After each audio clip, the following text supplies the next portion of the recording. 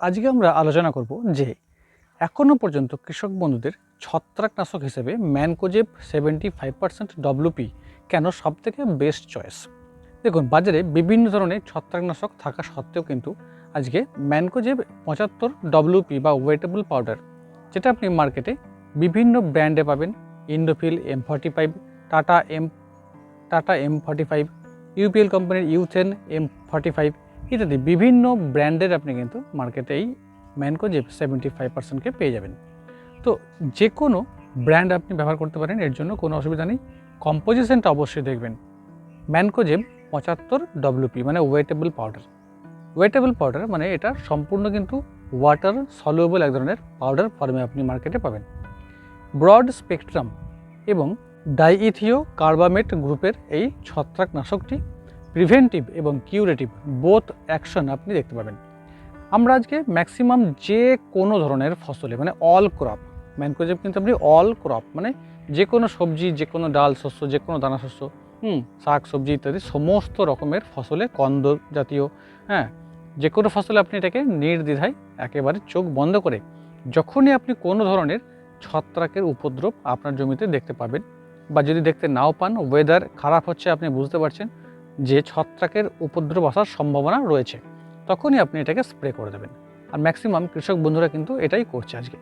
যে কোনো ধরনের ছত্রাকের রোগ আমাদের ফসলকে ক্ষতি করতে যাতে না পারে, আমরা কিন্তু প্রথমেই আমরা কী করি, M45কে আমরা এনে স্প্রে করে দিই।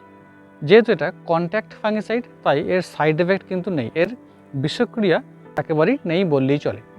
এটা ভিতরে প্রবেশ করে না, ওপর থেকে আপনার টোটাল ক্রপকে একটা লেয়ার তৈরি করে দেয়, প্রোটেক্টিভ লেয়ার তৈরি করে দেয়, যার ফলে ছত্রাকের যে রেণুগুলো বাতাসে উড়ে আসছে বা পাশে অন্য কোনো ফসল থেকে আপনার জমিতে উড়ে আসছে, উড়ে এসে পড়লেও কিন্তু সেগুলো নষ্ট হয়ে যায়। ছত্রাকের যদি বিস্তার শুরু হয়ে গেছে, এরকম অবস্থাতে যদি আপনি কিউরেটিভ হিসেবে স্প্রে করেন, তখনই কিন্তু ছত্রাকের ভীষণভাবে মানে দারুণভাবে এটা কিন্তু নষ্ট করতে সাহায্য করে। এর মূলত কিভাবে কাজ করে, ছত্রাকের রেণুগুলোকে তো নষ্ট করেই দেয়, এবং ছত্রাকের শরীরে যে এনার্জি প্রোডাকশন যে প্রক্রিয়া বা এটিপি উৎপাদন এবং বিভিন্ন এনজাইম তৈরি যে প্রক্রিয়া, সেগুলোকে একেবারে কিন্তু ধ্বংস করে দেয়, যার ফলে ছত্রাক কিন্তু আর বংশ বিস্তার করতে পারে না, সেইখানেই সম্পূর্ণভাবে নষ্ট হয়ে যায়।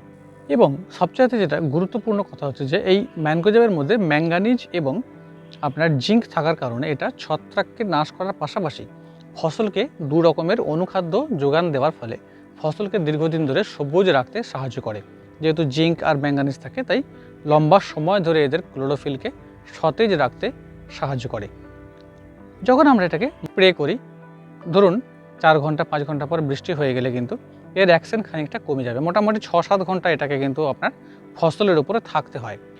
যখন এটা মাটিতে আসছে শিশিরের দ্বারা বা বৃষ্টিপাতের দ্বারা, যখন এটা মাটিতে পড়ছে, মাটিতে কিন্তু খুব অল্প সময়ের মধ্যেই মানে মাটির যে সমস্ত জীবাণুগুলো রয়েছে তার দ্বারা এটা নষ্ট হয়ে যায়, মানে বায়োডিগ্রেডেবল, বেশিক্ষণ থাকে না, মানে এর বিষক্রিয়া কিন্তু বেশিদিন পরিবেশে থাকে না, মানে সেফ ফর এনভায়রনমেন্ট, এবং লিচিং হয় না।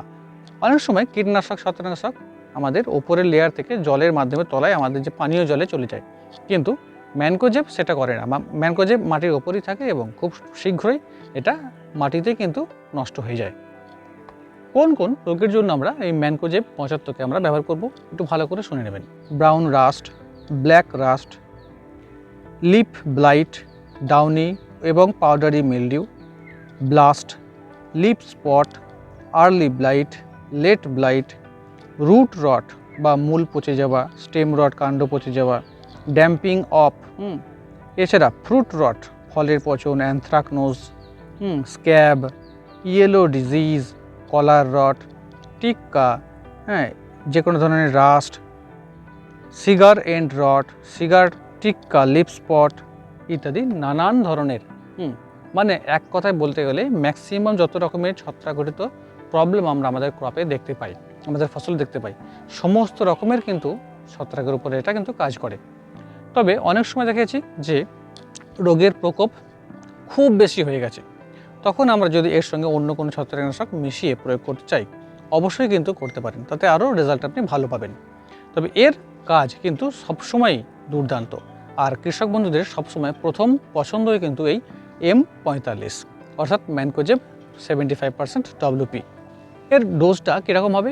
ম্যানকোজেবের ডোজ দেবো আমরা 45 থেকে 50 গ্রাম 15 লিটারের জলে, বা মোটামুটি 3 থেকে 3.5 গ্রাম প্রতি 1 লিটার জলের মধ্যে গুলে আমরা স্প্রে করব। অনেক সময় আলুর ধসা রোগ, যেটা লেট ব্লাইট, আমরা মূলত দেখেছি আমাদের এই বেঙ্গল সাইডে বেশিরভাগ আলু ধসার একটা প্রকোপ থাকে প্রতি বছরই প্রায়।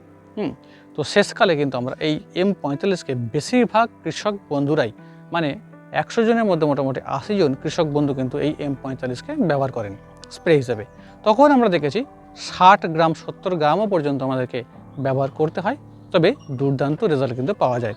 কারণ সেই সময় ব্লাইট বা ধসা এমন একটা চরম পর্যায়ে থাকে, তখন 60 গ্রাম 70 গ্রামও পর্যন্ত প্রতি গ্রামে আমরা ব্যবহার করেছি, তবে রেজাল্টও পেয়েছি। বাজারে আপনি কোন কোন ব্র্যান্ডের M45-কে পাবেন? সিনজেন্টা কোম্পানির অ্যাবিক, ইন্দোপিল কোম্পানির ইন্দোপিল M45, টাটা কোম্পানির টাটা 45, এছাড়া UPL কোম্পানির ইউথেন, বিভিন্ন কোম্পানির নানান ব্র্যান্ড আছে, প্রচুর ব্র্যান্ড আছে। কিন্তু যে কোনো আপনার এলাকাতে যে ব্র্যান্ড পাবেন আপনি সেই ব্র্যান্ডই কিন্তু ব্যবহার করেন। কম্প্যাটিবিলিটি, মানে এর সঙ্গে আমরা কী কী মিশিয়ে প্রয়োগ করতে পারবো আর কী কী মিশিয়ে প্রয়োগ করতে পারবো না। ম্যানকোজেব এমন একটা ছত্রাকনাশক, ব্রড স্পেকট্রাম ছত্রাকনাশক, ম্যাক্সিমাম পেস্টিসাইডস, কীটনাশক হোক, ছত্রাকনাশক হোক, এর সঙ্গে মিশিয়ে কিন্তু প্রয়োগ করা যায়।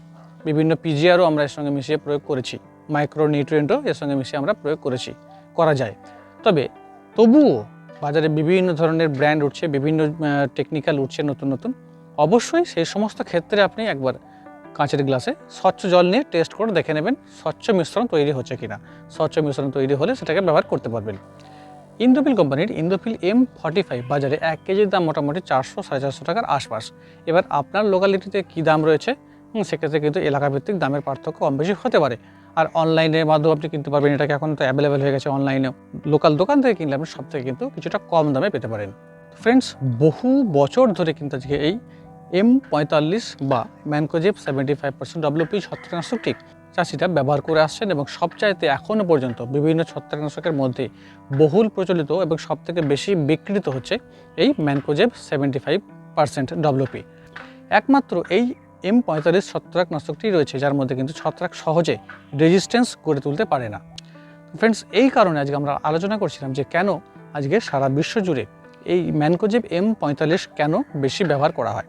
ফ্রেন্ডস, ভিডিওটা যদি ভালো লাগে অবশ্যই লাইক করবেন, বন্ধুদেরকে শেয়ার করবেন, চ্যানেলটিকে সাবস্ক্রাইব করবেন। আর আপনি আপনার বর্তমান কোন চাষের জন্য এই ম্যানকোজেব M45-কে কোন ব্র্যান্ডে ব্যবহার করছেন অবশ্যই কিন্তু কমেন্ট করে জানাতে ভুলবেন না।